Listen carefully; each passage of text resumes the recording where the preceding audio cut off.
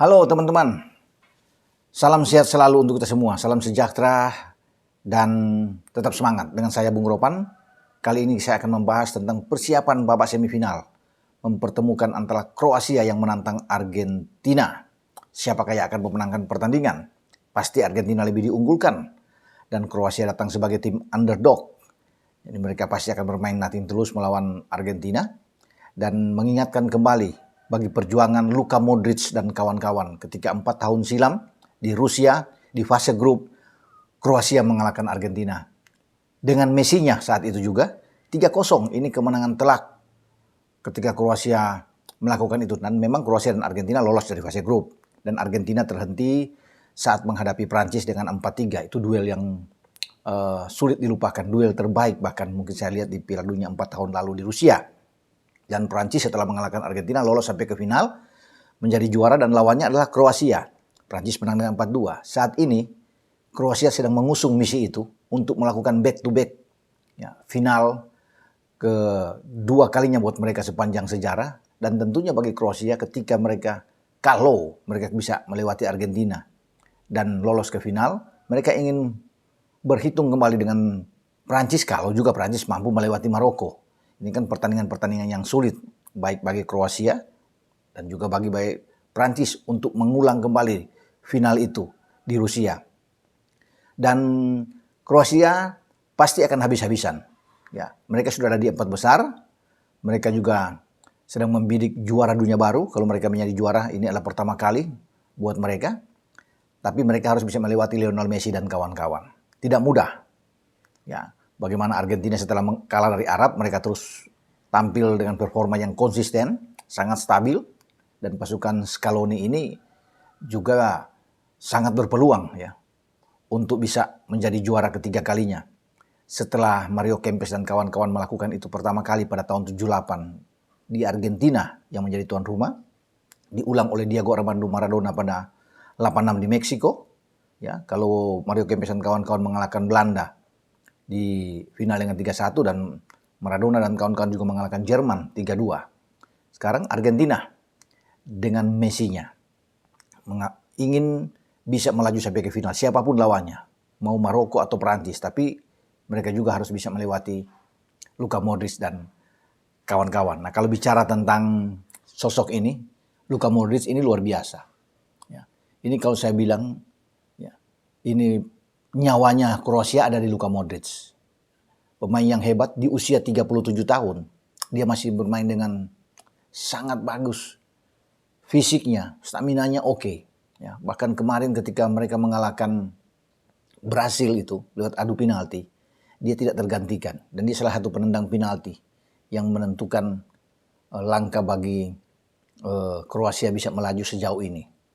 Saya tidak bisa membayangkan kalau Kroasia tanpa Modric ini bagaimana di lapangan. Karena memang semua aliran bola itu datang dari Modric. Ini seorang kreator lapangan tengah yang tidak bisa terbantahkan. Boleh usianya sudah mendekati bahkan 3 tahun lagi dia 40 tahun dan ini menjadi Piala Dunia terakhir bagi Luka Modric. Makanya dia berusaha untuk bisa mengulang masuk final dan bisa menjadi juara. Karena inilah menjadi impian bagi Luka Modric. Jadi mantan pemegang juga Ballon d'Or dia. Dia satu-satunya yang bisa menyelip di antara dominasi Lionel Messi dan dominasi CR7. Tapi dia bisa masuk di sana. Jadi bagus dan sekarang dia bermain di Los Blancos Real Madrid setelah diambil dari Tottenham Hotspur. Dan kalau saya bilang ini menjadi nyawa ya pasti roh permainan dari Kroasia ada di dia. Kita tahu bersama bahwa Kroasia itu punya gelandang-gelandang hebat. Gelandang-gelandang terbaik yang ada di Piala Dunia kali ini. Ya, selain dengan Modric, mereka masih punya Mateo Kovacic yang juga menjadi tulang punggung di Chelsea dan juga Marcelo Brozovic yang bermain untuk Inter Milan. Mereka juga ditopang oleh Ivan Perisic ya, yang bermain dari sisi flank. Itu sekarang Ivan Perisic bermain di Tottenham Hotspur. Jadi luar biasa Kroasia ini dengan materi pemain mereka. Memang mungkin usia-usia pemain-pemain Kroasia ini sudah berkepala tiga. Tetapi pengalaman mereka, bagaimana mereka bermain bola dengan baik sekali. Ya, terutama dipimpin oleh Luka Modric ini. Nah, pasti Argentina akan berusaha untuk bagaimana mematikan, mempersempit ruang dari Modric. Tidak boleh banyak Modric ini mensuplai bola ke depan. Karena berbahaya membiarkan Modric ini. Ya. Ketika melawan Brasil, ya, ini Brasil seperti tidak bisa menghentikan bagaimana pergerakan dari Modric. Walaupun Brasil itu punya Lucas Paqueta yang bermain, Casemiro yang sangat kuat ya di tengah, tapi Modric begitu menonjol dalam memimpin sebagai dirigen permainan bagi Kroasia. Ya, apalagi kan dia sebagai kapten kesebelasan. Dan semua sangat menghormati Modric. Dia melepaskan sentuhannya ketika melawan Brasil itu sampai 139 kali sentuhan. Kemudian dia melakukan passingnya 109. Kalau dalam sentuhan dia tertinggi saat itu. Di antara semua pemain, termasuk pemain-pemain Brasil. Dia paling tinggi dalam sentuhan sampai 139 kali. Ya, sepanjang laga. Umpan-umpan dia, dengan passingnya dia. Itu 109. Luar biasa memang. Tertinggi juga di antara semua pemain yang berlaga saat itu. Ya, di perempat final. Dan dia bisa memenangi duel, ada 9 kali dia memenangi duel. Ada tackle 3 kali berhasil, ada 1 kali menciptakan kreasi peluang. Ini luar biasa. Bahkan statistik itu melihat pergerakan dari Modric ini, itu lebih dari 20 kali dia masuk ke sepertiga lapangan lawan. Yang dihadapi adalah Brasil. Ya, dengan kedalaman skuad yang bagus. Tapi Modric begitu luar biasa, kalau bisa dilihat di sini. Dan penampilan dia juga akan tersaji, kita akan lihat nantinya melawan Argentina. Dia akan menjadi motor. Makanya itu saya bilang, siapakah yang akan diberikan tugas untuk menghentikan langkah dari Modric. Artinya ada orang yang bisa mungkin mengikuti Modric ya, menutup setiap pergerakan dia. Ya. Salah satu mungkin adalah Rodrigo de Paul. Ya. Atau Alexis McAllister. Atau Enzo Fernandez. 3 inilah pemain yang bisa ditugaskan oleh Scaloni untuk mengawasi bagaimana jangan sampai Modric ini terlalu bebas ya, untuk bisa masuk bergerak dan menciptakan peluang-peluang terbaik bagi Kroasia dan Kroasia bisa mencetak gol. Karena Kroasia itu punya selain Ivan Perisic mungkin akan didorong dari sisi sayap, mereka masih punya Bruno Petkovic ya. Bruno Petkovic ini yang akan ditopang oleh Andre Kramaric kalau nggak salah ya. Andre Kramaric. Dan mereka juga masih punya Pasalic di depan. Tinggal bagaimana Zlatko Dalic, ya pelatih dari Kroasia ini untuk menempatkan pemain-pemain di depan. Untuk bisa bermain apakah dengan 4-3-3-nya. Mungkin Pasalic dimain lebih dulu bersama dengan Kramaric. Petkovic akan bangkit dari bangku cadangan atau dari awal. Petkovic sudah dimainkan lebih dulu. Ya, karena dialah yang menjadi juga otak serangan di dalam pertarungan dengan Brasil, Bruno Petkovic ini, dan juga bisa menyamakan kedudukan saat itu ketika Neymar bisa mencetak gol lebih awal.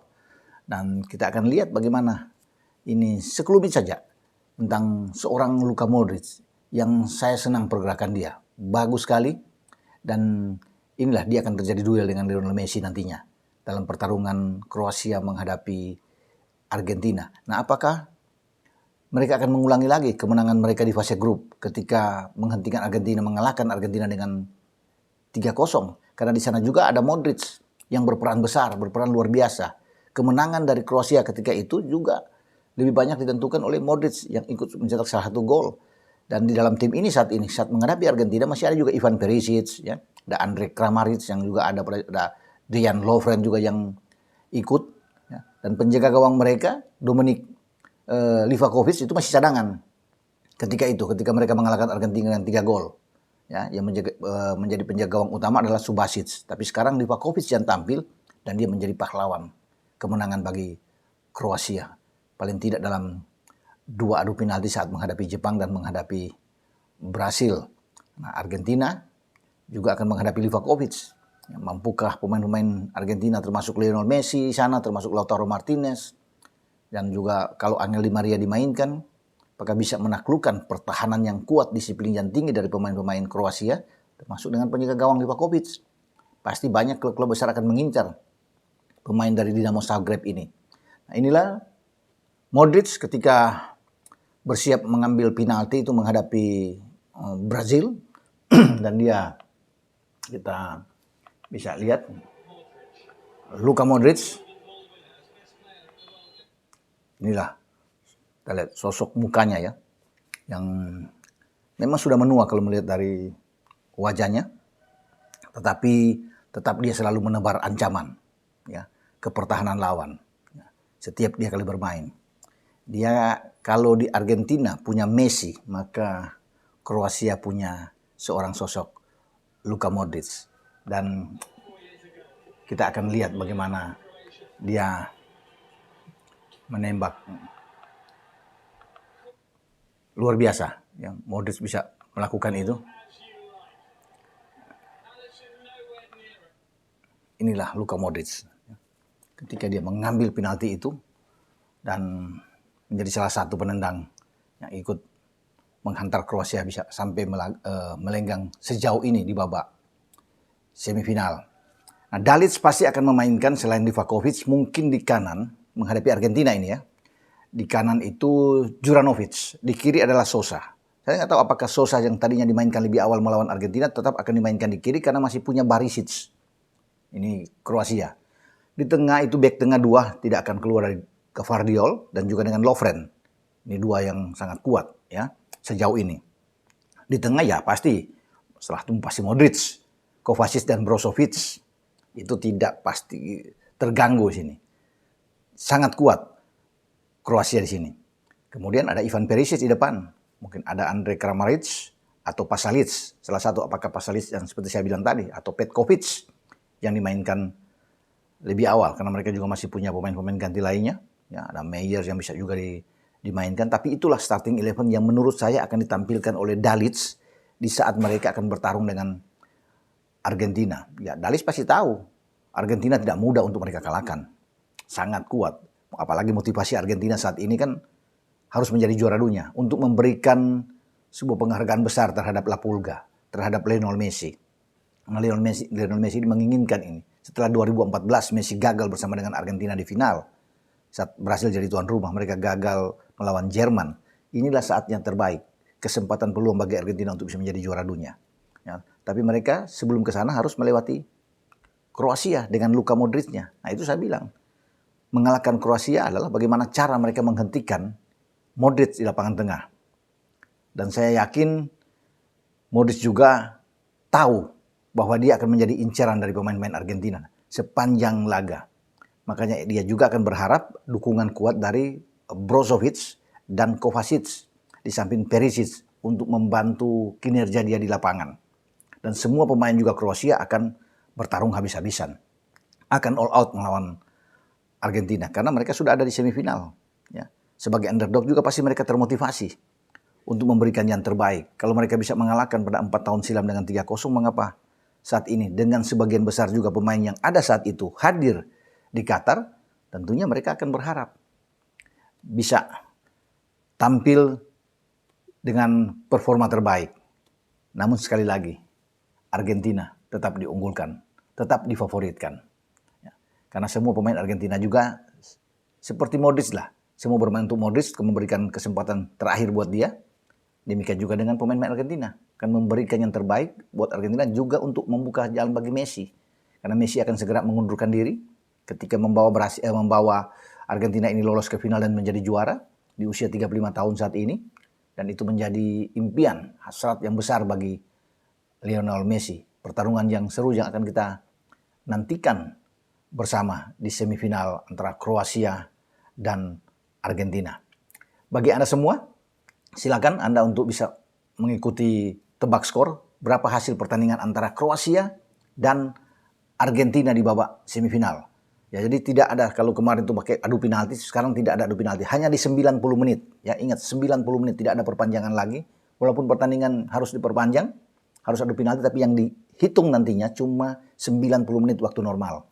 Skor akhir, siapa yang akan memenangkan pertandingan? Argentina atau Kroasia? Anda akan mendapatkan hadiah-hadiah menarik dari Astra Credit Companies atau ACC dengan kaos First City ya, yang akan dikirim kepada Anda semua ya, ke manapun Anda berada.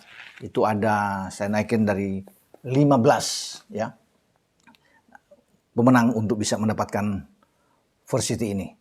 Ya, semoga Anda semua bisa beruntung dengan saya Bung Ropan.